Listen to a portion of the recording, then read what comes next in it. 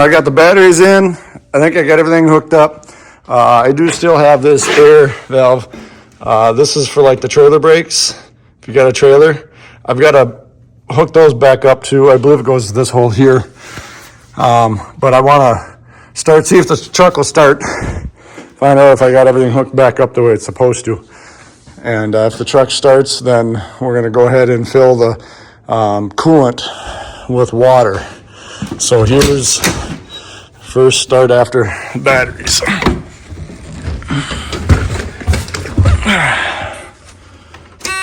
Oh, that's a good sign.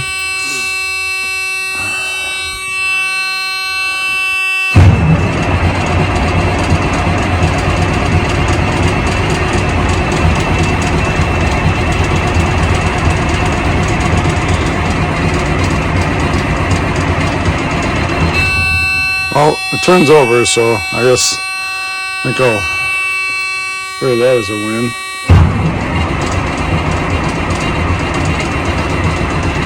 Maybe it's got to have coolant.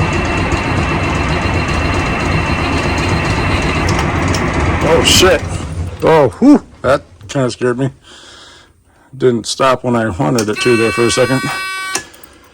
All right. Not sure what's going on, but maybe we should charge the batteries up a little bit. I don't think that works. All right, well, we'll wait till this weekend and put some water in it. Find out if that's why it's not wanting to start. I'm wondering if that new sensor we put in isn't sensing water, so it won't let it start. But last time it would start and then it would cut out after an hour or after a minute, saying that there was no coolant. So I don't know. All right. Another day on the Cabover. We want to get some water in the radiator and then see if this thing wants to start. We tried starting it yesterday, but it would turn over, but it didn't want to fire. So I'm wondering if the sensor's got to have water to it, but I don't think so, because it was working fine last time when it said it needed more water. So, but we'll see. We just got to start doing things until we eliminate and eventually get to figure out what is causing it not to start. So, one concern I did have yesterday when I tried starting it just to see if it'd start and I was going to turn it off right away. The starter kept trying to start the truck after I let go. And then when I turned the key off, it still tried to start for a couple seconds. That was a little concerning. So we're gonna put water in it, open up the big door, try to start it, see what happens, and then diagnose the whole starter not stopping when I let go deal after that. So here we go. And then we do have this little petcock here is open to get air.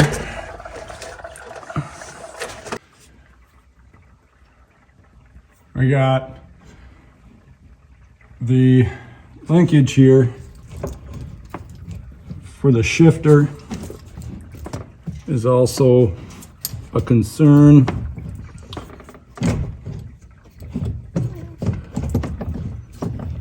Seems so loose. I'm wondering if I can tighten that up somehow. I don't know.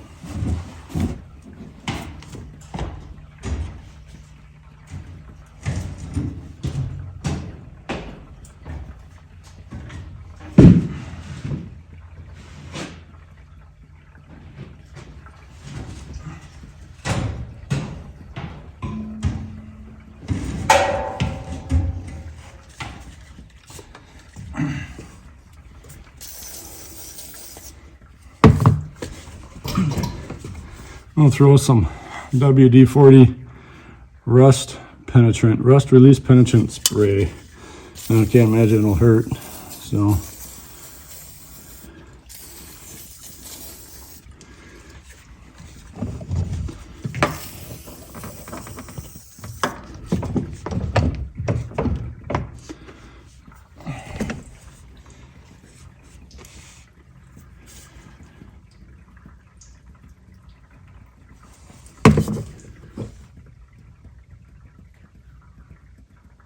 Kind of sounds like I hear water leaking out somewhere.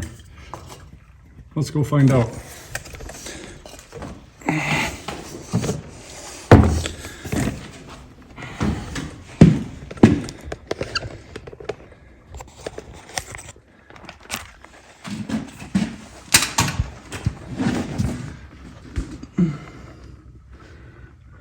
Everything seems, oh wait, there's a little bit of water right there.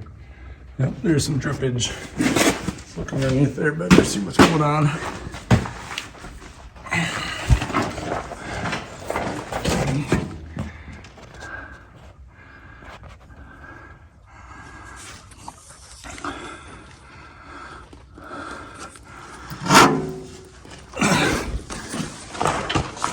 I don't know. I think maybe it's just full. There's some down in there. Uh-oh. Oh, that's a little concerning. Other than, hopefully it's just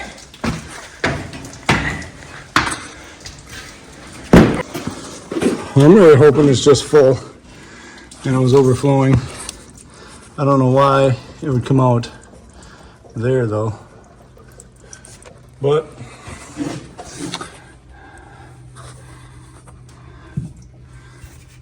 oh, all right.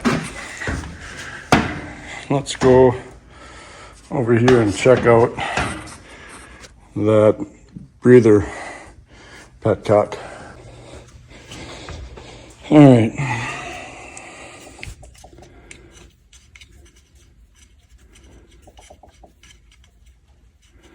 Forget which way that's got to be open.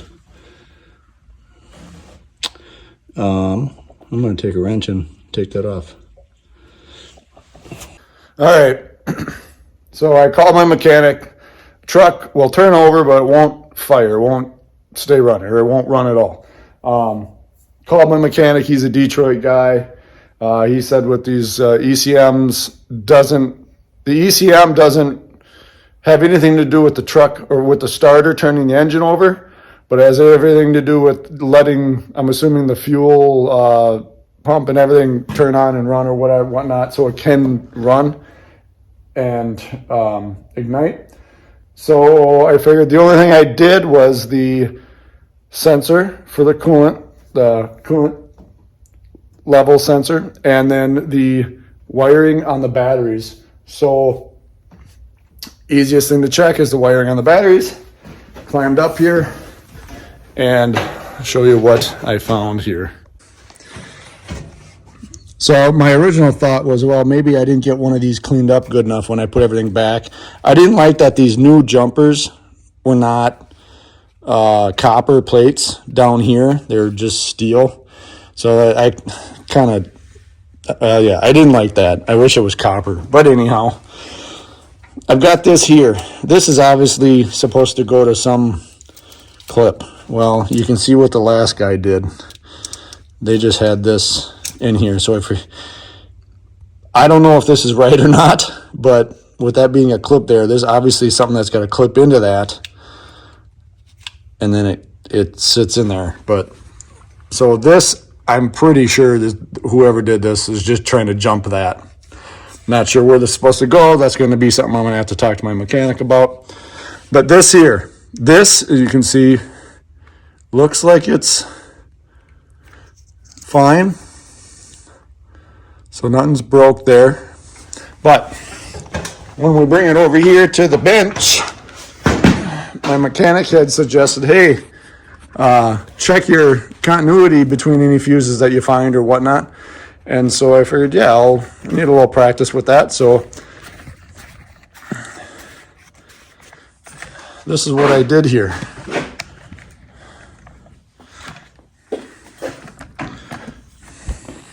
I don't know if you can read this.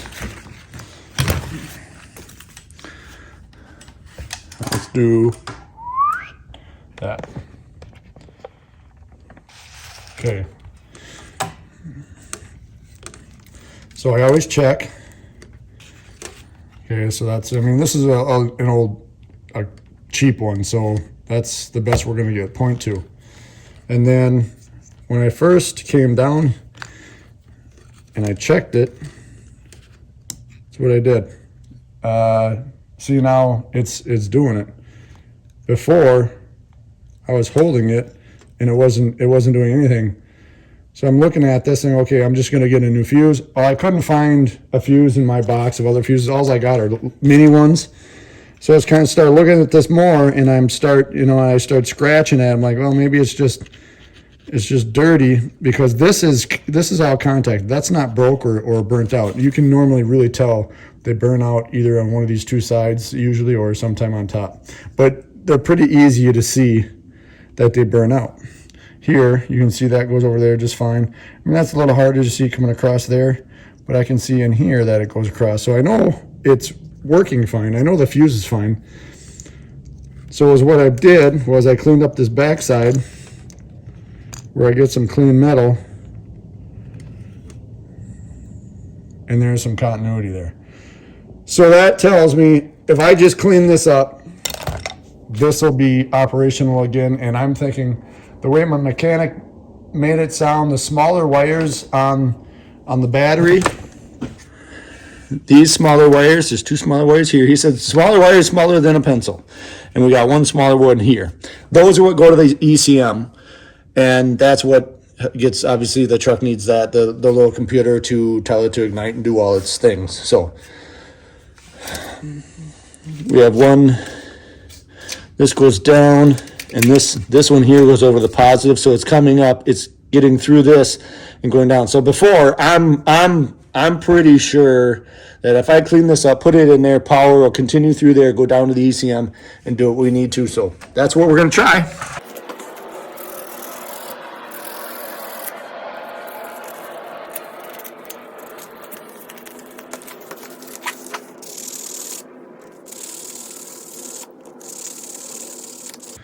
All right, that's cleaned up pretty good, I think.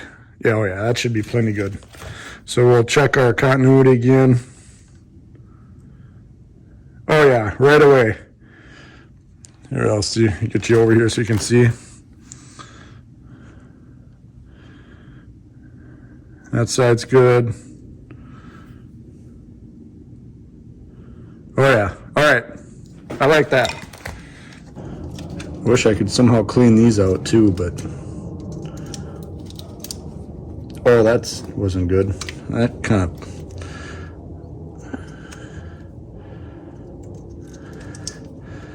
all right, see if that works. Here goes nothing.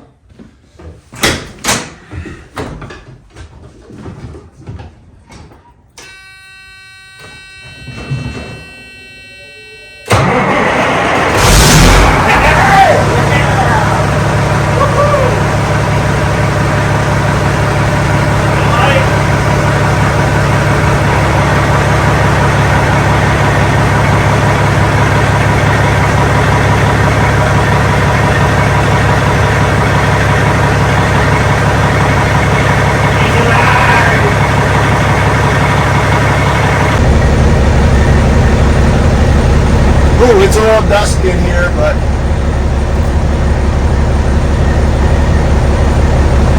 I am super excited.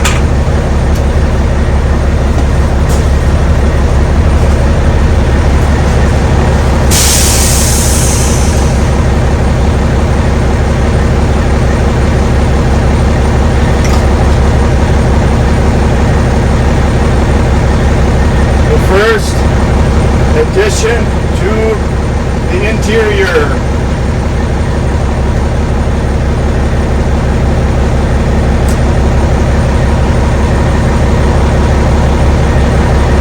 Bam!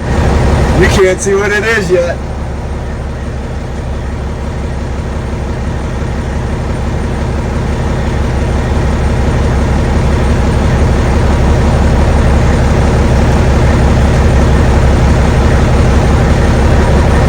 Can you see what it is yet? Anyone know? Anyone know?